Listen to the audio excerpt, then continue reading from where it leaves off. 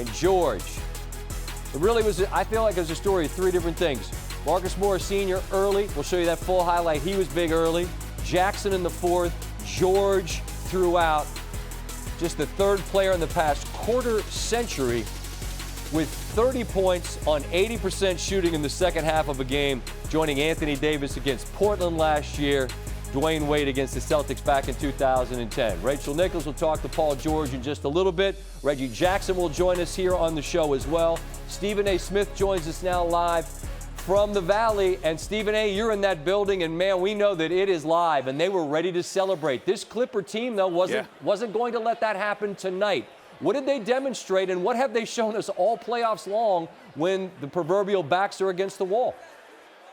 Incredible guts, incredible heart, incredible coaching on the part of Ty Lue. We thought that when, Zubac was ruled out of the game because of his sprained MCL that you would see DeMarcus Cousins in there, but he started Marcus Morris. Marcus Morris was the MVP of the first half of the Clippers. The way he came out hitting shots from all over the place, he was sensational. And give DeMarcus Cousins credit. I mean, in 11 minutes, he gave you 15 points and 15 big points. He was definitely formidable. He deserves a lot of credit. Agreed. But it really all comes down. It really all comes down to Paul George. It really all comes down to what he was able to do. 41 points, just a spectacular performance. After shooting 5 of 20 in the last game, he shot 15 of 20 this particular game. He was absolutely sensational. There's no way around it. You've got to give credit where credit is due. He answered the call. Playoff P, not pandemic P, playoff P showed up, and he showed up big time. And Reggie Jackson, 2 big threes to stave off Phoenix, along with a fast break dunk. I mean, you just look around, and it was a total team effort. The Clippers deserve a boatload of credit. I did it. Most people didn't believe that they would win this game, but they believed that they would win this game, and they pulled it out. Stephen A., as you are there in the building, and we saw that there was that great shot of you and Wilbon from that, the Valley Oop, right? And Wilbon said it was as loud as anything he's heard. It felt like they could never quite get to that point tonight where they got the lead briefly in the third, but the Clippers always had an answer. Was the building that was so ready to explode just never quite able to get to that place? Totally true, because the Clippers were scrappy. They wouldn't let them get on but so much of a run. And I thought that the Clippers were doomed when they came out. Devin Booker hits a 3 right as the buzzer sounded to end the first half. You pull them within 7. They come out of the half. CP3 hits a shot.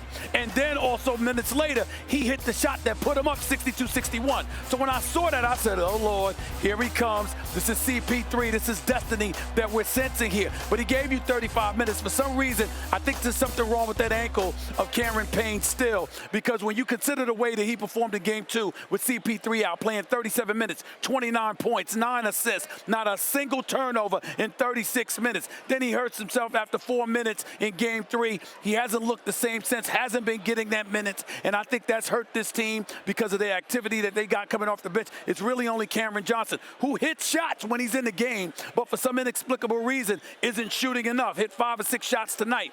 But in the end, Devin Booker, 9 of 22 shooting, had 31 points, but the accuracy still isn't there, 40%. CP3 still hasn't found his groove. He missed all 6 of his 3-point shots, and this team is going to go where CP3 and Devin Booker takes them. And the Clippers said, oh, no, wait a minute. Somebody else better beat us, because we're not going to let those two run roughshod over us. They're going to get their points, but we're going to make them work for everything, and they're not going to shoot it at a high percentage. So Monty Williams is going to have to figure out something, because the Clippers, scrappy, collectively came together and really was just all in them. And key guys made key shots. Paul George, Patrick Beverley even hit a big-time 3-pointer. DeMarcus Cousins again. Of course, Reggie Jackson, Marcus Morris Sr., MVP of the first half. It was a collective effort, incredibly gutsy. And if they show up and do this in Game 6, we're going to be right back here Friday for Game 7.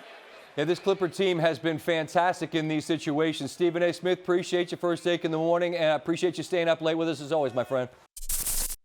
Thanks for watching ESPN on YouTube. For live streaming sports and premium content, subscribe to ESPN+.